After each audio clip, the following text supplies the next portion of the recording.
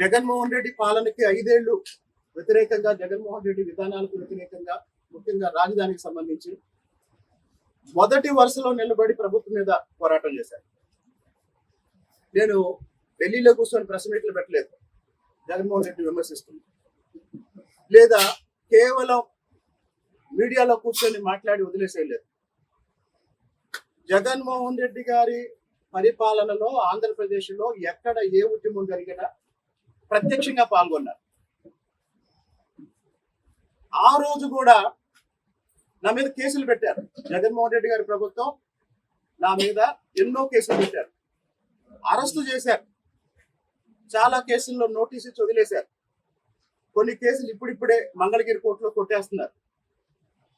కానీ ఏ రోజు కూడా జగన్మోహన్ రెడ్డి ప్రభుత్వం నా మీద దాడి చేయలేదు, దాడి చేయడానికి ప్రయత్నం చేయలేదు, నన్ను చంపడానికి ప్రయత్నం చేయలేదు.